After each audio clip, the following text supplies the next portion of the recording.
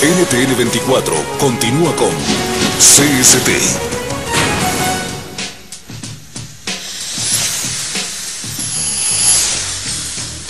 Aquí estamos de regreso con más de ciencia, salud y tecnología, el programa de los curiosos. Quien describió el segundo cerebro fue John Newport Langley. En 1921, este investigador inglés planteó que el sistema nervioso entérico era el encargado de controlar los comportamientos involuntarios del cuerpo. Sin embargo, no fue sino hasta después de 75 años que Michael Herson retomó los estudios en la materia y publicó el primer libro sobre este tema.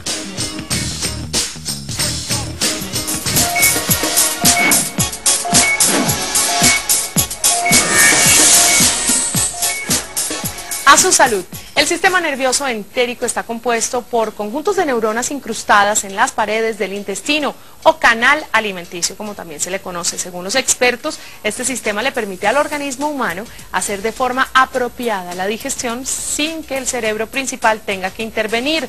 Es decir, es el encargado de procesos como, por ejemplo, ¿cuáles? La rotura de los alimentos, la absorción de los nutrientes y la expulsión de los desechos. El sistema nervioso entérico es considerado un verdadero cerebro integrador de las conductas secretoriales y de la movilidad gastrointestinal.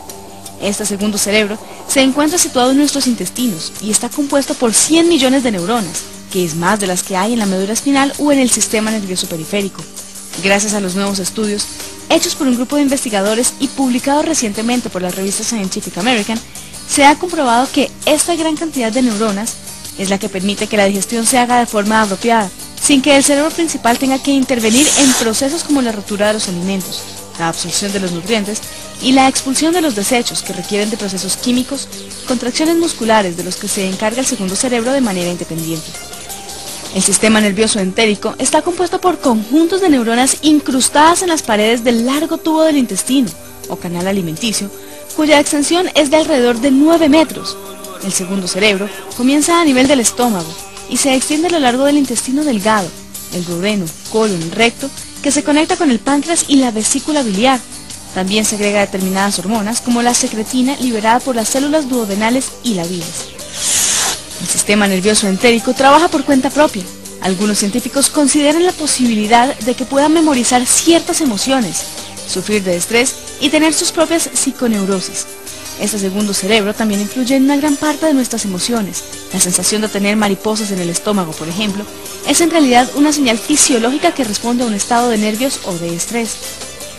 El cerebro del intestino también juega un papel importante en la salud de las personas, ya que muchos trastornos gastrointestinales como la colitis y el síndrome del intestino irritable se originan en el cerebro del intestino. Además, se ha determinado que la mayoría de las úlceras son causadas por una bacteria.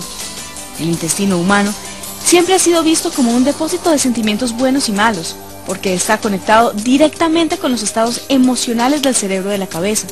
Por eso, la próxima vez que ingiera un alimento o sienta nervios y estrés, recuerde que hay dos cerebros a los que puede estar afectando.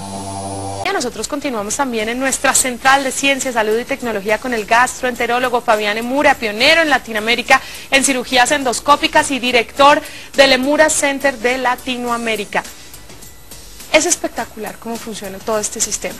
Uno no le presta mucha atención porque no lo considera tan importante, pero en el programa del día de hoy hemos visto que sí es muy importante, que podríamos decir que ese cerebro reacciona. Yo no podría decir que con pensamiento, porque no es que piense la reacción. ¿Cómo podría describirla el doctor frente a cierto tipo de ejemplos que podría poner el doctor? El sistema nervioso entérico, por ejemplo, es muy importante cuando una persona ingiere un tóxico, por ejemplo, o es una persona recibe un veneno, por ejemplo, o un tóxico y el organismo del tracto gastrointestinal no lo absorbe. Si lo absorbe inmediatamente la persona moriría instantáneamente. Exacto. Lo que hace parte del sistema gastrointestinal es repeler ese agente tóxico, ese organismo puede ser una bacteria o un virus, y eso se manifiesta con cosas que vemos en la práctica médica diaria, Mónica, que son vómito y diarrea, que es desde cierto punto de vista una respuesta defensiva de nuestro organismo, donde el tracto gastrointestinal lleva, digamos así, el liderazgo. Pero Doc, ¿cómo hace cómo hace el sistema nervioso entérico para descubrir, para entender y comprender. No hablemos de un tóxico complicado, hablemos de un pollo pasado, de un pescado que no sentó bien, de una carne en descomposición, qué sé yo, que aquí no supo bien, pero que abajo, ¿qué fue lo que lo detectó? Muy interesante esa pregunta. Lo que se ha descubierto hasta la fecha es que todos estos tóxicos o estas bacterias producen una respuesta gastrointestinal que es sensada por los nervios del tracto gastrointestinal, entre ellos por el sistema nervioso entérico, que es el tema que nos convoca en el programa. Esto produce una respuesta del organismo. Este sistema nervioso entérico tiene que ver con la contracción y la motilidad del músculo que se encuentra dentro de la pared de nuestro intestino, y eso hace que el músculo se contraiga, lo que se produce como un cólico, un espasmo, y si se aumenta esa motilidad se produce lo que se conoce como diarrea. Increíble. O sea, es impresionante como yo juraba, doctor, y obviamente pequé por ignorante, que todo eso lo hacía nuestra cabeza, nuestro cerebro era el que detectaba rápidamente que algo no nos sentaba bien y él era el que generaba una diarrea o un vómito o algo por el estilo. Pues muy interesante.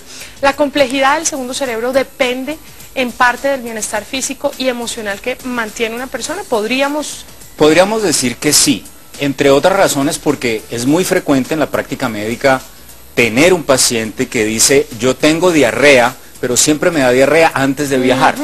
Entonces, estos actos de sometimiento a estrés en las personas se manifiestan por una de dos sintomatologías, o bien sea por gastritis, la persona siente un ardor en la parte superior del estómago, por diarrea.